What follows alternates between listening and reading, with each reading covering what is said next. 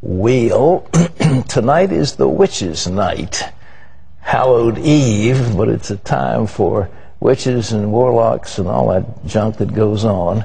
And millions of children are going to dress up as witches and go around asking for trick or treats. Well, being a witch was no fantasy for Ginger Howell. She was the real deal. Watch this. What started out as a childhood fascination with ghosts and goblins became a journey that led Ginger Howell into the occult. I was always attracted to scary stories, to like ghost stories. When I read ghost stories, it excited me and it thrilled me and it kind of made me scared all at the same time. Even though Ginger's family attended church, her mother had no objections to her daughter's interest in the occult. She even bought Ginger an unlikely Christmas present. I was 13 years old. My mom had bought me a satanic Bible just because I had picked it up in a store and had been flipping through it, and she noted my interest in it and she went back and bought it. Ginger's life took a drastic turn when her parents divorced. My mom remarried a man who was very abusive and physically abusive, and he was an alcoholic. And so my home life went to one of relative peace to one of just complete chaos. So in search of stability, Ginger studied spell books and as a young teen became convinced that turning to witchcraft would give her the security she desired. I did a lot of spells of protection because my home life was so chaotic and I had abuse issues with my stepdad that a lot of the spells I did were for protection.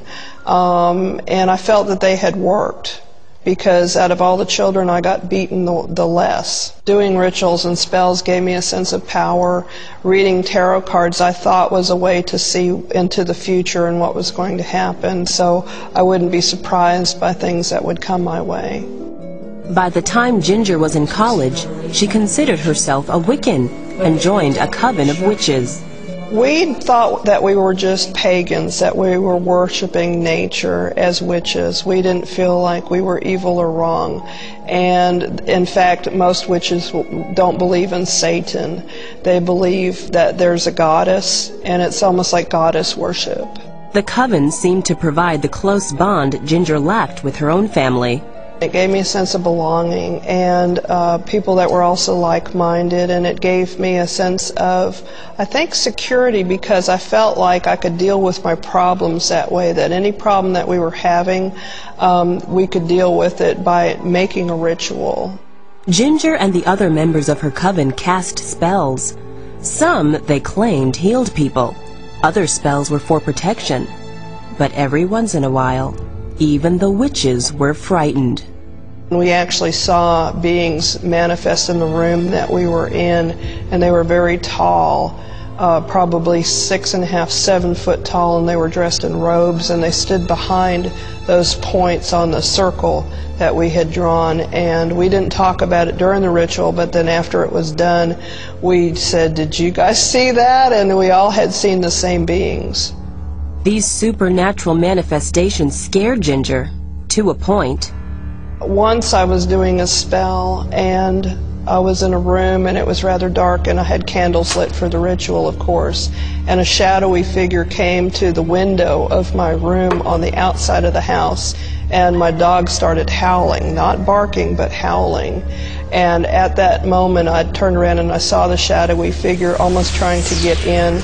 And I blew out the candles and ran from the room. All the time that I was reading tarot cards or doing things that would frighten me, I would almost be repulsed by it, and I would put it down for a while, but then something would draw me back to it, always. But not all of Ginger's friends were witches. One was a Christian. She was very insistent that I needed to go to church with her. And so I began to go to church with her just to make her quit asking me. Ginger enjoyed the church services and went again, but she didn't see a conflict between Christianity and witchcraft until she started dating Jack, a backslidden Christian who knew nothing about Ginger's other religion. I had just gotten a new deck of tarot cards, and I was real excited about them because the pictures on them were really neat, and a very expensive deck. And so I had called Jack in and showed him the tarot card deck, and I put him on the table, and he acted like I had thrown a snake down, and he said, "Get those away from me." And that was the first time that anybody had ever reacted negatively to stuff that I had been involved in. As Ginger found love and acceptance from church members, she realized she needed to make some major changes if she was going to follow what the Bible said about avoiding evil influences. I started breaking off from the coven right away. They would call me, they would threaten me, they really were angry that I had left their path and started going down this other path. And finally I had to change my phone number and just sever all ties, and I moved to a different house, and they couldn't track me after that. Ginger and Jack married and enjoyed being a part of the church family. But Ginger still didn't understand what a relationship with God was all about. When I was pregnant with my first child, I began to wonder what to teach him, because at that time I was no longer in the coven. I had not been doing witchcraft or any occult things, and I was wondering what would I teach my child. Ginger found the answer to her question late one night.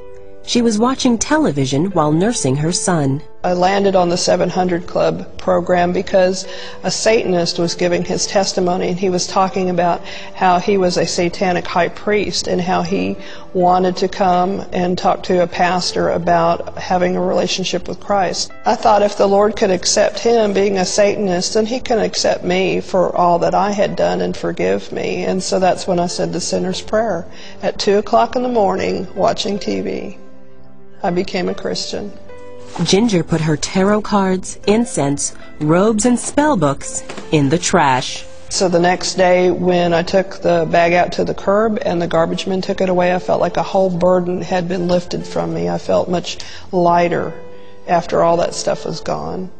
Ginger steadily grew in her faith. Before I became a Christian, I had a lot of doubt. I had a lot of anxiety. I never had peace in my home life or as a child or when I was involved in the occult. But since becoming a Christian, I have moments of just pure peace that you just can't put any price on. Jesus is Lord of my life, and He is alive. He is real.